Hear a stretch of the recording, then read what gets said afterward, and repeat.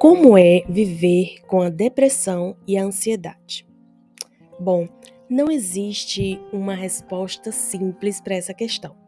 A verdade é que às vezes me sinto como se tivesse uma montanha-russa de sentimentos confusos. Bom, eu sou a Cris Carvalho e esse é o podcast A Vida Continua.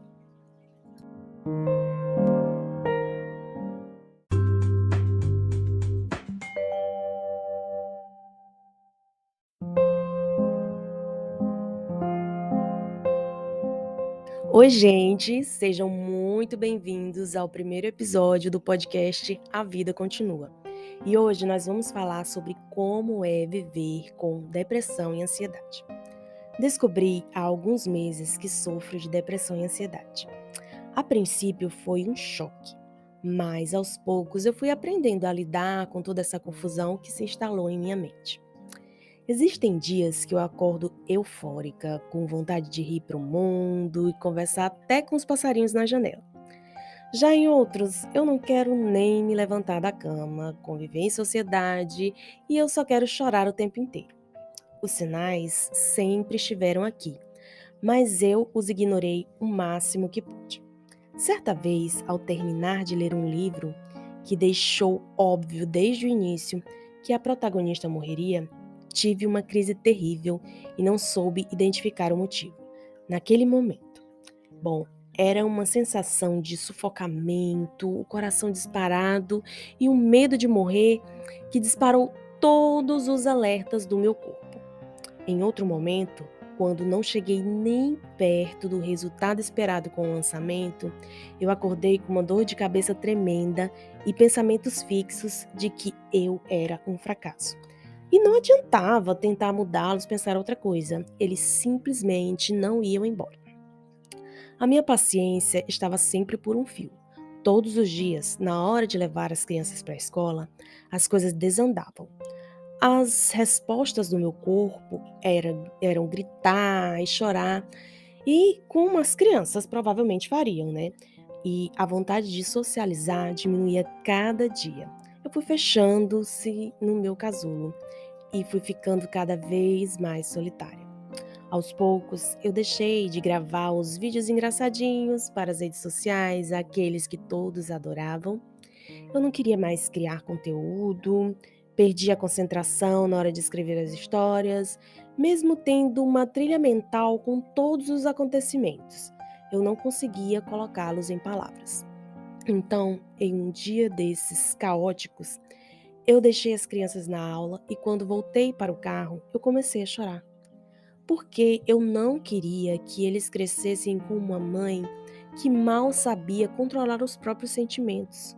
Foi aí que tomei a decisão de procurar ajuda profissional e tentar descobrir as razões para toda essa bagunça emocional. Conversar com uma psicóloga sobre os últimos anos da minha vida foi como vomitar todos aqueles acontecimentos que machucaram tanto. Mas as pessoas simplesmente não conseguiam enxergar.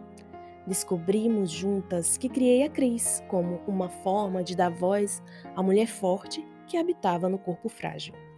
A Michelle era alguém que estava sempre tentando agradar as pessoas e se moldar aos ambientes, não importava se não a queriam além.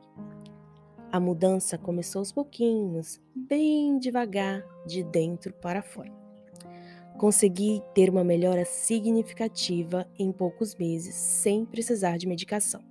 Voltei a criar conteúdos para as redes sociais, claro que uma frequência menor, e consegui dar início a uma história, mas acabei interrompendo porque já havia assumido um compromisso para lançar Apaixonado no primeiro tempo. Acredita, escrever Rafael Moretti foi um dos maiores desafios da minha vida como escritora. Havia momentos em que eu sentia como se aquela pecinha responsável por tanta criatividade tivesse quebrada de alguma forma e eu não sabia como consertá-la. Quando eu coloquei o ponto final nesse livro, eu senti um alívio enorme. Eu ainda consigo criar boas histórias. Era essa a sensação que eu tinha.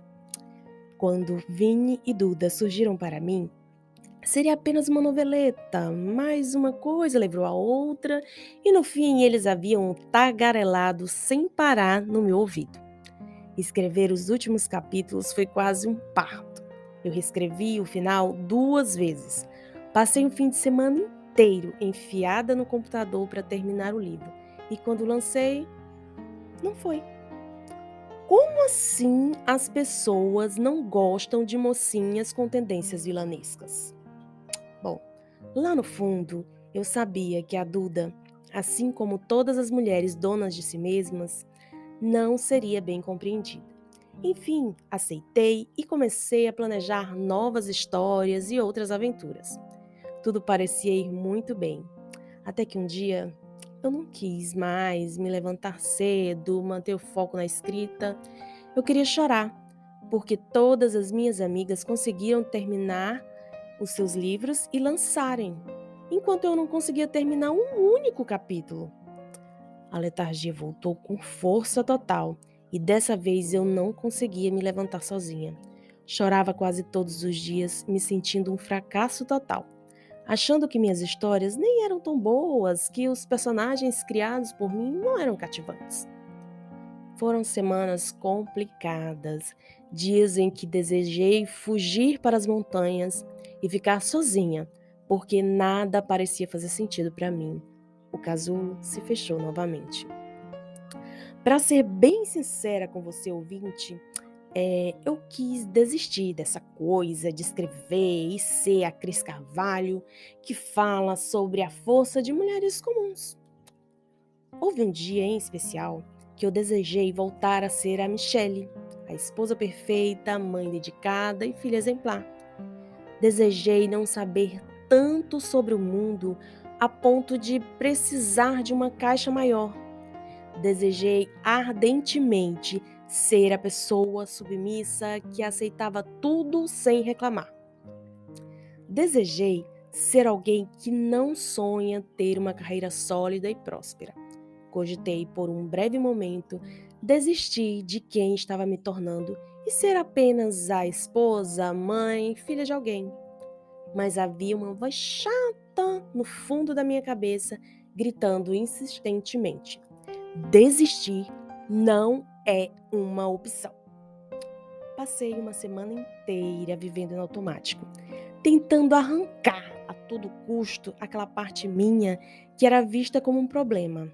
E adivinhe, ela se recusou a partir. Não tivemos nenhuma conversa franca, mas eu soube que eu precisava deixar de prendê-la. Comecei um tratamento com a psiquiatra, entramos com medicação e tive muitas esperanças de que as coisas realmente melhorassem. Nesses 4 meses, minha vida sofreu reviravoltas dignas dos livros que eu escrevo, com direito a vilões malvados e tudo. Às vezes, até parece aqueles dramalhões mexicanos ou colombianos. Bom, com os remédios, eu consigo pensar com mais clareza. Porém, tem dias que eu só quero ser uma pedra, parafraseando o Suga do BTS. Há dias em que eu choro desesperadamente, como se parte minha estivesse realmente morrendo. Outros momentos eu quero ver dorama o dia inteiro. Também quero ficar sozinha, com os meus fones de ouvido, escutando a minha playlist de relaxamento. Tem dias que eu não quero falar com ninguém. Hoje, falo abertamente que tenho depressão e ansiedade. As pessoas sempre têm receitas prontas para curarem as dores dos outros, não é mesmo? Já escutei as mais diversas fórmulas de cura para minha doença. Algumas eu acredito, tento pôr em prática e outras eu ignoro totalmente. A vida de alguém que convive com depressão não é fácil. Às vezes estamos cercados por gente incrível e ainda assim nos sentimos solitários. O que eu aprendi depois desse diagnóstico é que cada um tem o seu próprio processo de cura.